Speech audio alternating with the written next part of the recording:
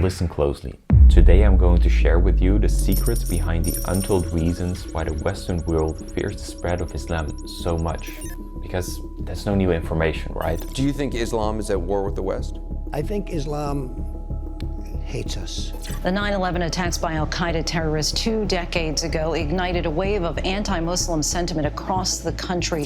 When they say if you don't convert over, that they are going to kill you. Now, the things I'm about to share with you in this video will shock you, because we're about to dive deep into the hidden secrets behind the Western world's propaganda machine. How they've been lying about the economic structure, the misinformation they've been sharing with us. And in the end of this video, you will understand why this is all happening. But first, take a seat and pay close attention, because this is gonna be a tough one.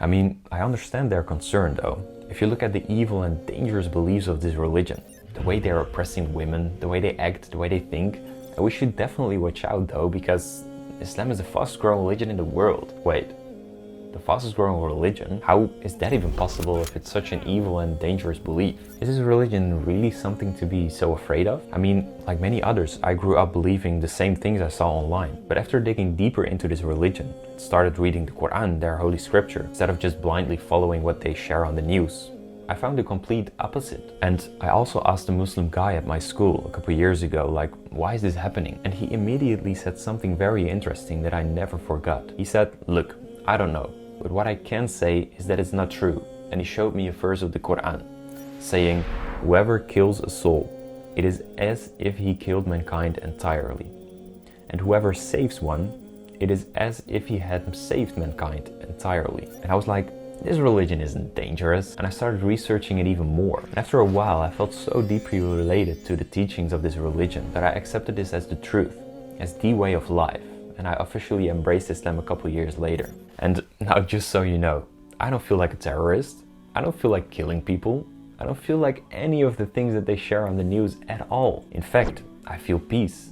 I feel purpose, and I feel mental clarity on a level that I never experienced before. But I'm not making this video today to talk about myself or share my research story with you. No, I'm here to expose the truth about the Western propaganda machine. Because, long story short, I came to the conclusion that what they're saying on the news actually isn't true. But then why are they spreading so much incorrect information about such a beautiful religion? That was the only question I was left with that I couldn't find an answer to. So, as you know me, I decided to dive deeper into this. I've spent hours and hours researching and digging into this mystery. And what I found was quite crazy, to be honest. I don't think I'm allowed to share everything here with you on YouTube today, but I found some actual very interesting reasons that they've been purposely hiding from the masses. And today, I'll do my best to share them with you and make an end to the lies that they've been spreading in the past couple of years. As a Muslim, you're not supposed to hate on other people. You stand for peace and equality, no matter who you are and no matter what you believe in. You should want the best for this world and the people. And I'm making this video just to show the untold side of the story that we see and hear on the news. So, let's get back to the question. Why does the Western world fear the spread of Islam so much? Let's start looking at it from a psychological perspective.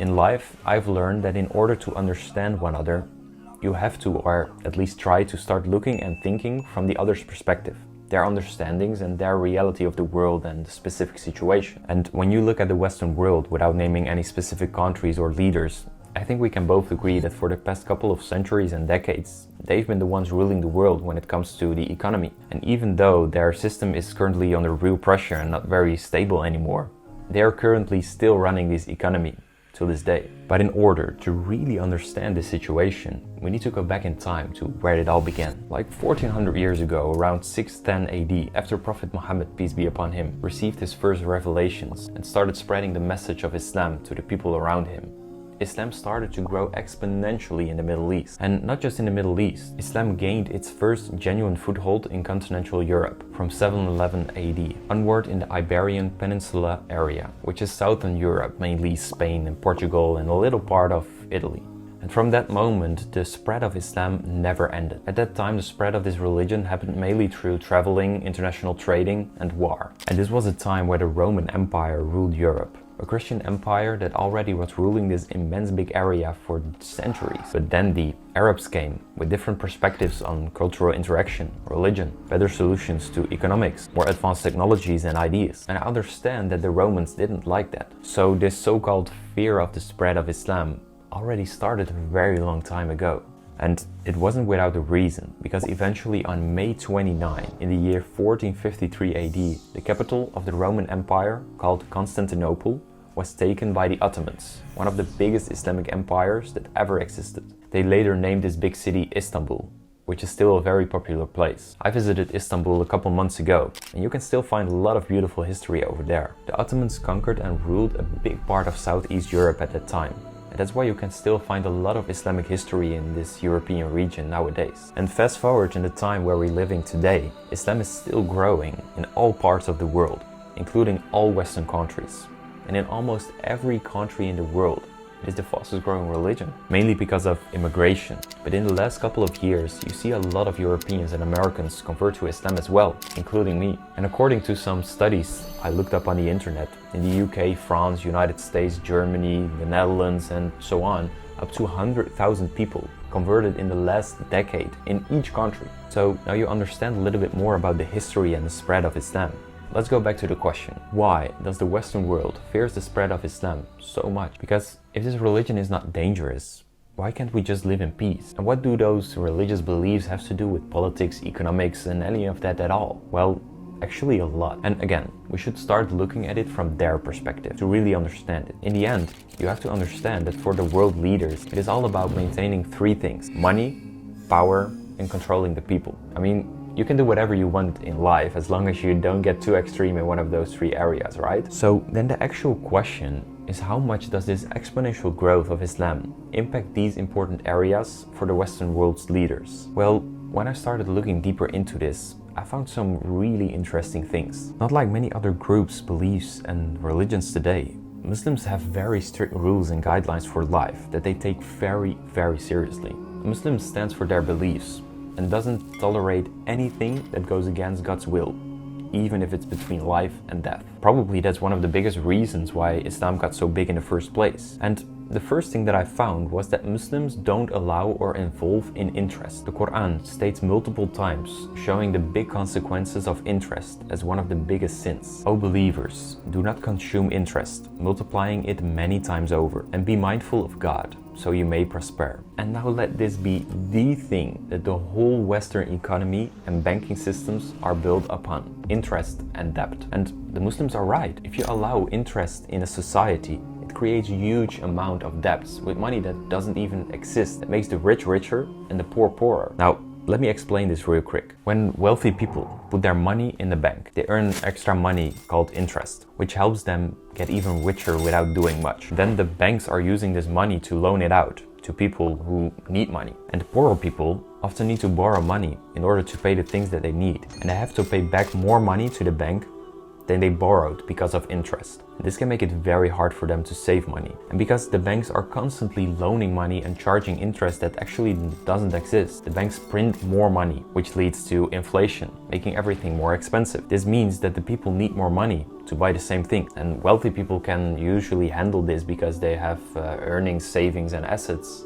But poorer people struggle because their money doesn't go so far. And this system often helps those who are already rich and makes it harder for those with less money to get ahead. And I'm sorry if it's a little hard to understand. It's very hard to explain such a complex topic in such a short time. And I don't want to dive too deep into this in this video, but I can say that this whole Western economy is built upon this evil and dangerous banking system. Now, little side note, if you want to know more about how this system really works, I'll put a link in the description for you to check out. Actually, just this reason alone could be enough to be afraid of a religion that won't accept the foundation of your financial economic structure. But that's not it. I found a lot more. For example, Muslims don't drink alcohol because it harms your body and mind. Now that will be a $1.7 trillion global industry. Completely gone. Yet in the Western world, you see them advertising it everywhere. And alcohol is linked to so many things. I mean, nightclubs would shut down. There would be a lot less undisciplined and drunk people that causing problems on the streets at night. And what about the adult industry? Gone. That's haram, bro. Another $100 billion industry. Gone. And also this industry is linked to a lot more, but I'll not dive deeper into this today. And Muslims are not just not drinking alcohol and not going to nightclubs. They just don't take any drugs or anything that will harm their body and minds at all, since it's forbidden and considered a major sin in this religion. And did you know that more than 70% of all accidents and illnesses are related to this? And the legal system in healthcare might seem like a beautiful solution for helping the people in their country, but we should not forget that it's also one of the biggest industries where most money is circulating. I mean, if you really want to help your people, you should follow the Islamic way and focus on fixing the causes of the problems, not the outcome of the problems. And I'm sorry, I know I start to get talking a little fast now, sharing a lot of things here, but do you start understanding where I'm going? But these were just a few of the money and economic reasons. What about the power and controlling the people? As a leader of a society, the last thing that you want is a cultural shift, anger or uprising by your people. You want to keep them under control because they realize that when society wakes up and rises up, the leaders themselves can do nothing. And that's also why the Roman Empire created the Roman circus, which was the beginning of entertainment and a way of distracting the people. An open-air venue mainly used for chariot races and other activities. But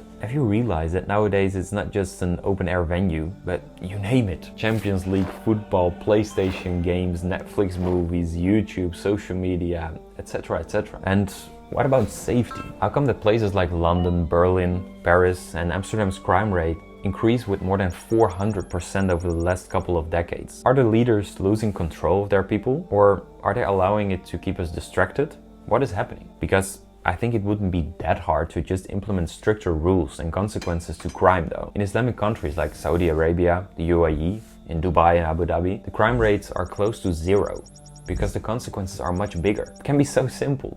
Why are they choosing this hard way? And what about the news? Is that really to inform people or a way to influence and distract? And when speaking about power and controlling the people, have you ever wondered why we get taught in school how to become a good 9-to-5 worker and learn about useless things instead of real-life skills? And just so you know, I'm not here to make any assumptions or whatever. I'm just asking critical questions, something that no one really seems to be doing anymore these days. And for some reason, I always question things in life though. And I think that's a very good thing. I mean, don't become that guy that believes all conspiracy theories, but don't blindly follow the crowd either. A wise man once said, it's better to walk alone than with a crowd going in the wrong direction. And it's true. The Western world did a lot of amazing things and it created wonderful opportunities for people like me. But my question is, are we still walking in the right direction? I mean, while the current Western school system is built to teach us how to obey the system in the best way, Islam prioritizes learning about the creation of God, to understand the world better, exploring the meaning of life, and learning useful things to actually create a better world. And I mean, that makes a lot more sense though. Why work a meaningless job all your life? While life is just a test and is temporary, it makes much more sense to follow your purpose in life and be part of something bigger. And Islam's golden age is the perfect example for this, a time where many Islamic scientists advanced in the fields of algebra, calculus, geometry, chemistry, biology, medicine, and astronomy, and made enormous discoveries that we still use to this date. And did you know that the first university that ever existed on planet Earth was established in 859 AD by an Islamic woman named Fatima al-Fihri? I mean, why is no one talking about this when Islam is on the news or on TV? Don't you think it's starting to get a little suspicious right now? And what about the cultural side of this aspect? Let's look at what a society is built upon. A country consists of states, regions, or provinces that consist of cities, that consist of neighborhoods, and neighborhoods consist of individuals and families. So if you control the families and individuals, you control the society. And most of our time, especially in our younger years, is spent with your family at home. But when looking deeper into this, it seems like there is something going on here. I mean, a couple hundred years ago, families were strongly united. The husband was a hard-working, strong man, taking care of the finances and providing a safe environment for his family, while the wife was a full-time loving and caring mother that made sure that the husband had a place to call home and fight his peace, and children that were taken care of and raised in the best way. Everything was aligned, and everyone was in their strength. The families were united and men were put into difficult tasks and hard working for a new rising economy. That's why the Western world grew so hard in such a short time. And in that time, hardworking men were really necessary to build a thriving economy. While in nowadays society it looks like the complete opposite. Because hardworking men with a strong mind are not necessary for society anymore. They even became dangerous and a threat now. Right now we have technology and AI coming up doing the work for us. Strong men can only cause damage for our society now. Now we came to a unique moment in time where it's not cool to be a strong man anymore that wants to provide for his family. No, the women need to work full time as well to even be able to pay the bills. But why? What happened? What changed? Islam still stimulates women to be good mothers and take care of maintaining a lovely household and raising the children in the best way. And why not? Raising children is a full-time job. How can you work besides that? And I know feminism is growing very big in this time, but please women, please realize that the most important thing in this world that you can do is taking care of your children and building a great loving family. Because please, answer this question for me. At the end of your life, when you're 80 years old, would you care that you worked all your life building on a career, or that you took time for your loved ones and build a happy family with kids and amazing grandchildren? Because if society is pushing both parents to work full time, who's taking care of your kids? You have to ask yourself this question. Who's actually raising your children? You or society? Because if your kids go to school or daycare or hang out outside the whole day while you're working 40 hours a week, and be exhausted when you get back home, you're not able to raise them in the best way. And actually the Western world was built on Christian beliefs, which is very similar to how Muslims still practice their religion nowadays. But unfortunately, it completely faded away in the Western world. They completely forgot the fundamentals of their religion in society, fear of God, and the danger of materialism and individualism. Because I noticed that the Western society is completely obsessed with materialism. Everyone became very egoistic and selfish just to get a piece of the pie. Everyone wants the best for themselves, but not for the rest. While Islam still thinks the other way around, and it very strongly believes in equality. And you have to realize that this Western system is controlled by the big players. The big companies, the big leaders, the wealthy and the rich, they are controlling the world and they don't care about the poor. While giving charity and helping the poor and the ones in need is the third pillar of Islam. After believing in God and performing your daily prayers, this is the most important thing to do. You can't be a Muslim if you don't help the poor. In this way, the difference between rich and poor would not be so big and people would live in harmony. But unfortunately, equality will not work in the Western society, since it's built upon materialistic gains and individualism, not for the individual people and society. Do you start seeing how this Western society is almost the complete opposite of the Islamic culture? But is this the fault of the people or the fault of the Western world's agenda? I don't know. But what I've realized is that Islam, when practiced in the best way, eventually is the solutions to all the problems in the West. A life without debts and financial stress, a safe country with no crime, society and living in harmony and equality, a life without debts and financial stress, a safe country with no crime, a society living in harmony and equality. And the leaders of the Western world probably know this, but unfortunately that would be very bad for the current economy and their own pockets. Hey, and by the way, just a random question, but don't you think that all of this is a very good and smart idea to spread lies about such a threat to your economy? I'll let you decide the answer. Now, unfortunately, I could not share anything with you today because I would like to keep my channel up and running here, but there is some more darkness beyond what I shared today. And if you want me to share that with you, then you can click the link in the description and I will send it directly to your mail. And let me say one last thing. Islam is perfect, but not the people. Don't come here and talk to me about a random Arab guy that you once saw that committed a crime, or an Arab Islamic country that is at war, or things that you see on the news. This is not Islam. This is political, cultural. Islam is perfect, not the people. Just open the Quran, read about our Prophet, peace be upon him, and his message, and you will find the answers. Now, don't forget to click the link here in the description, and I'll speak to you there.